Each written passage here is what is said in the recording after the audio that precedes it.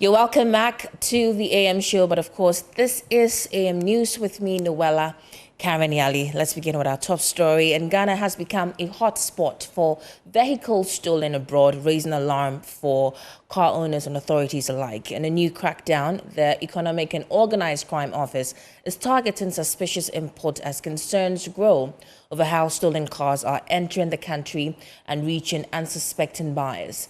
There's more in the following report.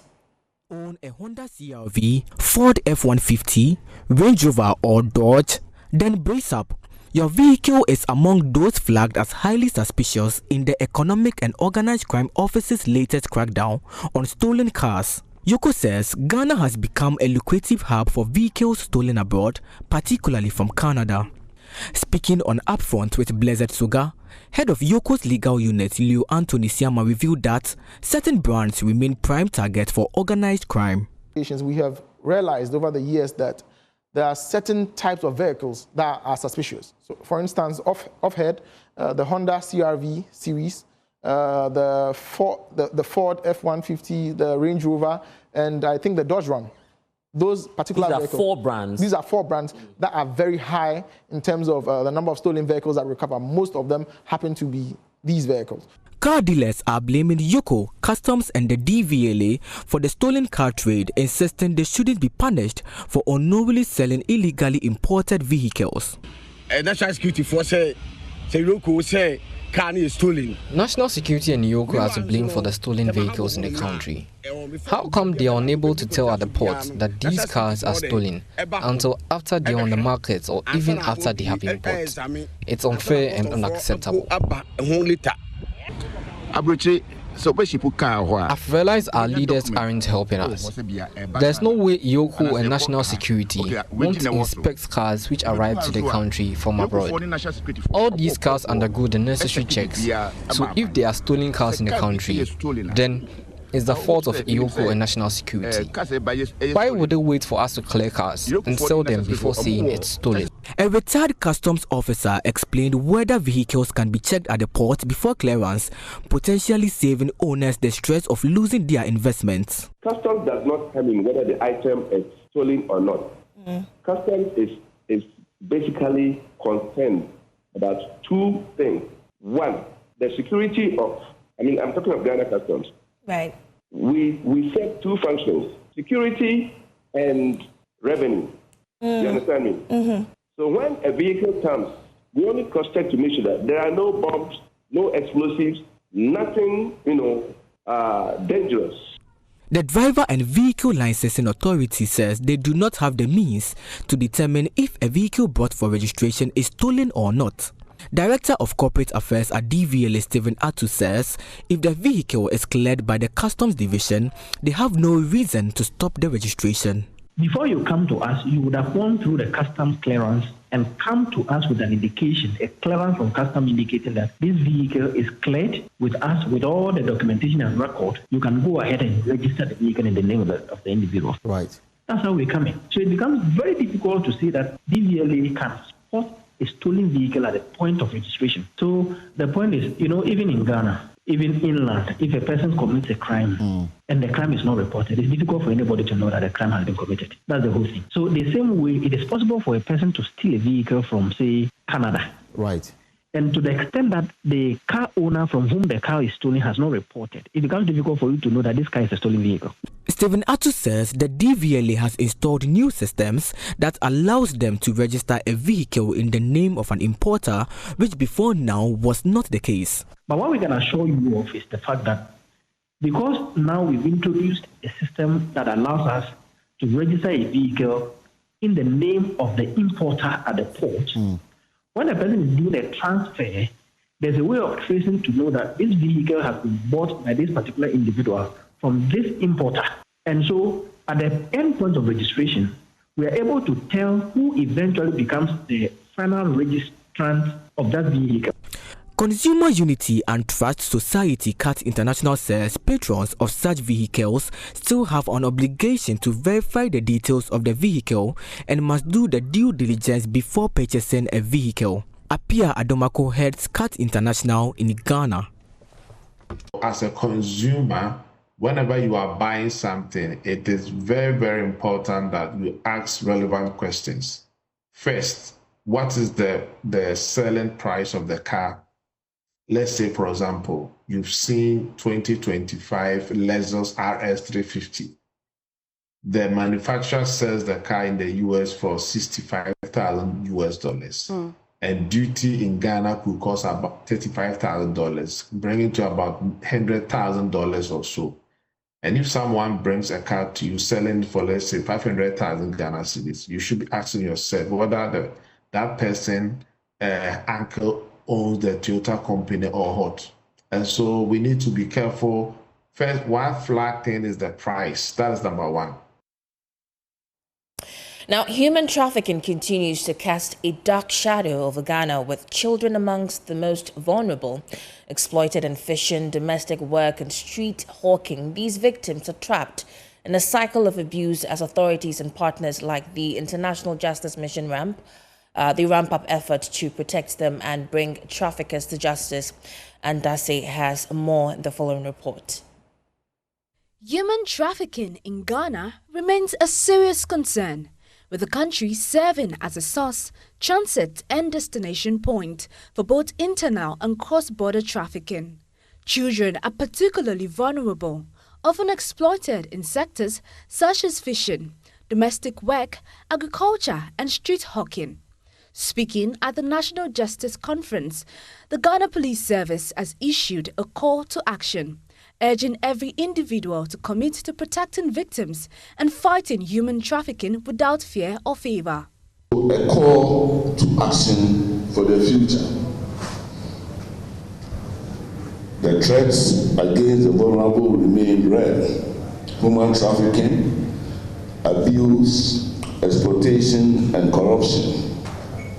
Let us recommit ourselves today to serve with integrity, to protect without fear or favor, and to be relentless in defending the dignity of every person, because justice is not a privilege, it is the right of all.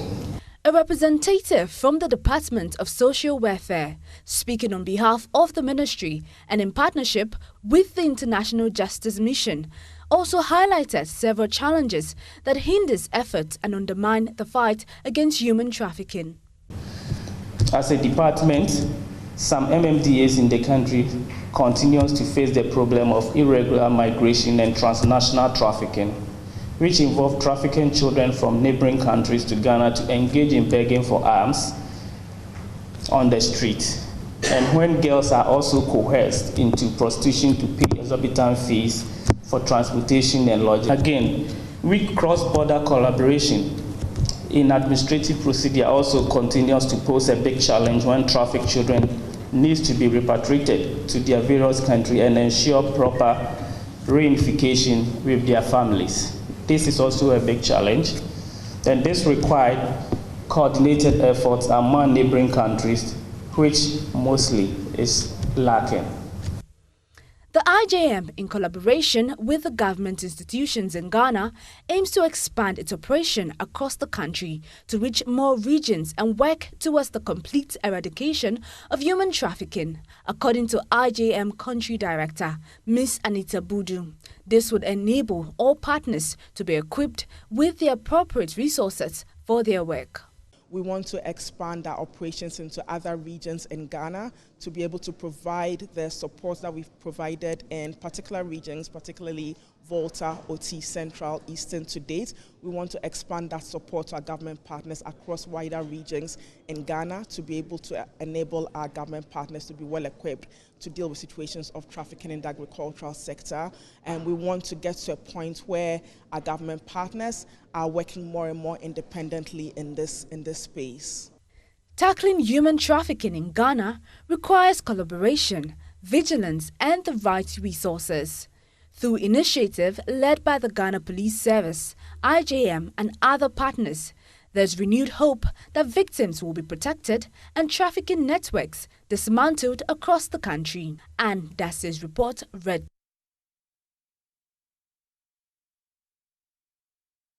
breast cancer. Majority of these women are undeserved communities where access to screening and treatment is limited. Now, that is according to the Breast Society of Ghana. Now, stakeholders at the 6th Annual General and Scientific Meeting are therefore calling for urgent action to bridge gaps in diagnosis, treatment, and patient support, particularly in some regional hospitals across the country. Elsie Texan has this report read to you. From inadequate mammogram services in Tamale to unaffordable radiotherapy in Accra, breast cancer patients face vast challenges.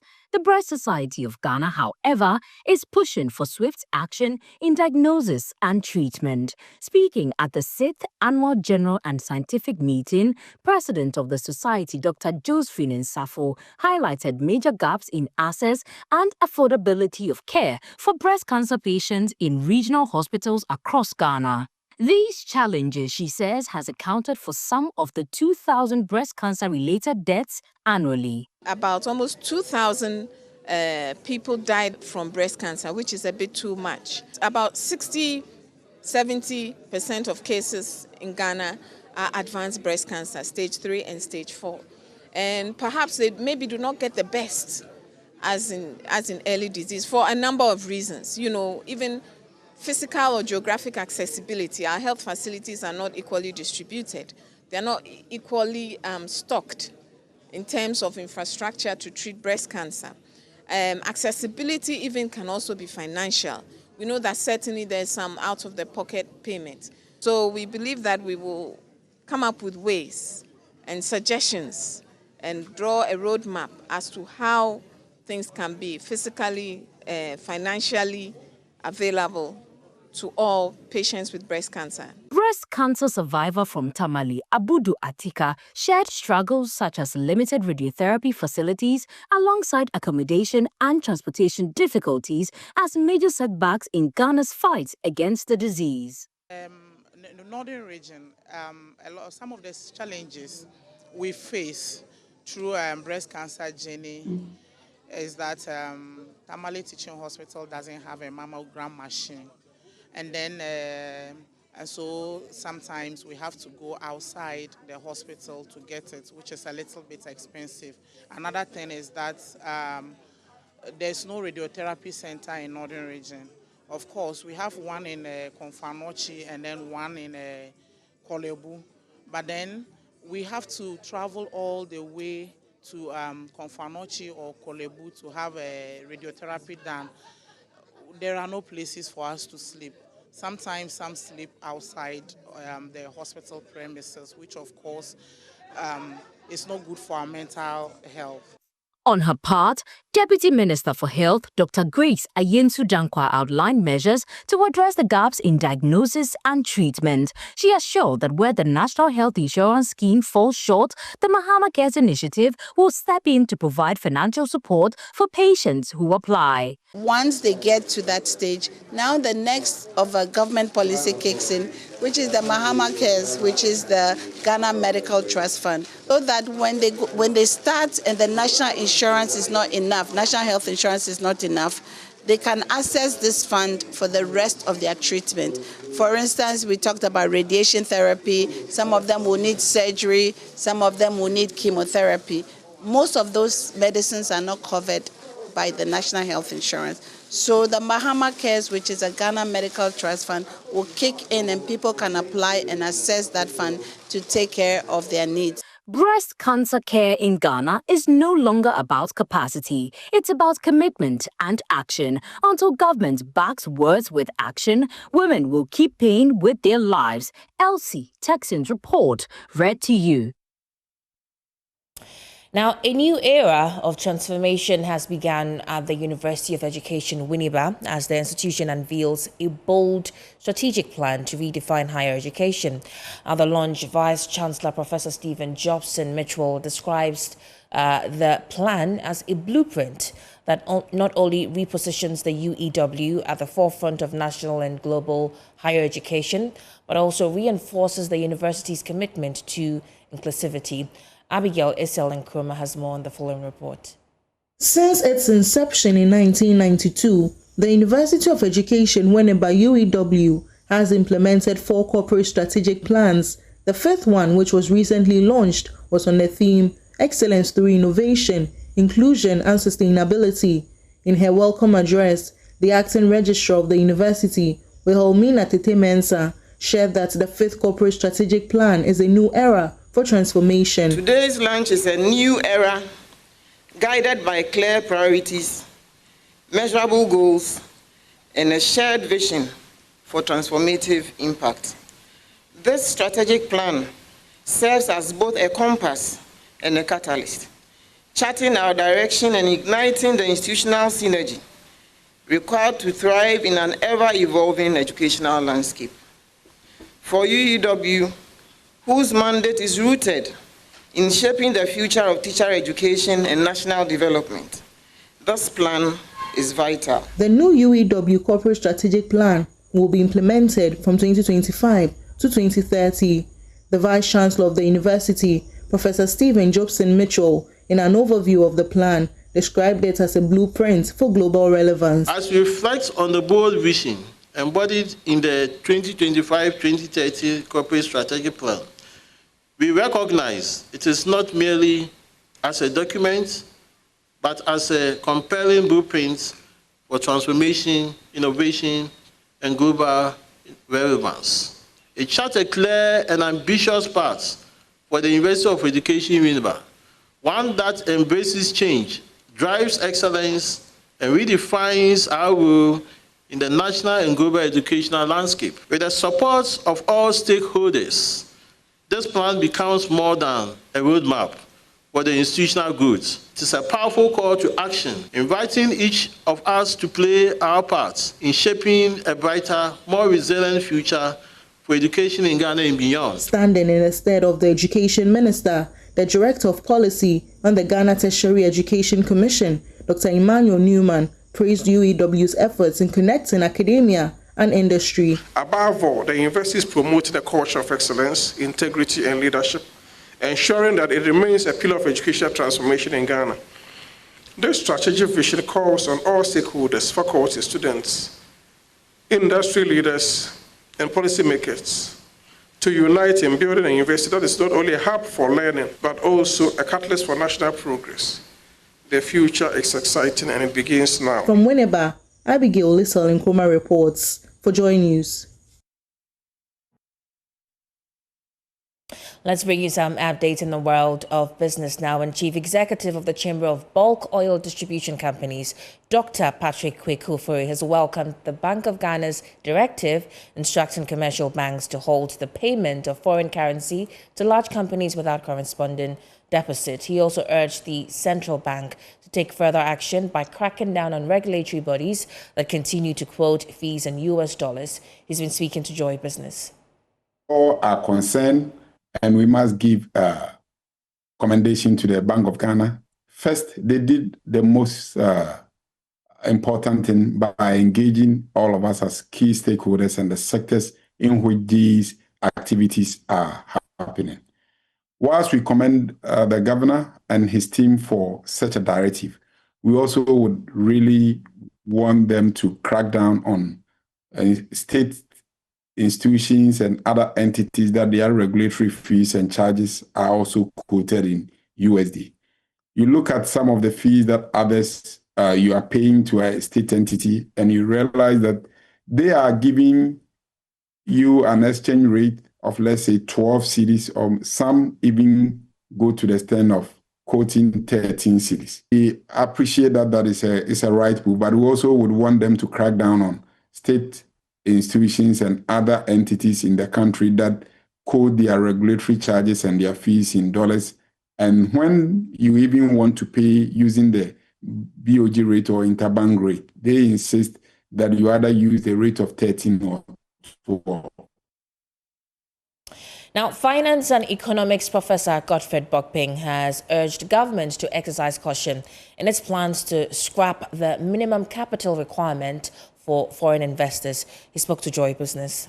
I think that given the challenges that our economy is facing and the fact that we need to attract foreign direct investment and also portfolio flows, our incentive is to do more than others will do so that we can attract the capital, but we need to manage it very well and all of that, and we need to be sure in which sectors these are going into and all of that. But I think the drive now is that because we are not saving, any country that is not saving is not accumulating capital. So once you are not accumulating capital, you can't even take advantage of the limited economic opportunity that will be created. So we've relaxed our rules and all of that just to attract what? The foreign direct investment and all of that. But I think we need to manage it very well so that we benefit optimally from the foreign direct investment, because we have seen that over the years, the intended benefit from this FDI, even sometimes we have given tax concessions and all of that in the name that they will create jobs and all of that, but we haven't seen those jobs being created. I mean, the World Bank is telling us that between 2012 and 2023, on net basis, just around 250,000 jobs have been created. When we are talking about people entering the labor market, we are talking about people in excess of 2.7 million or so and all of that. So I'm sure that might have informed the president's drive to say that, look, we are willing to go the extra mile and all of that, but I think we need to manage it very well.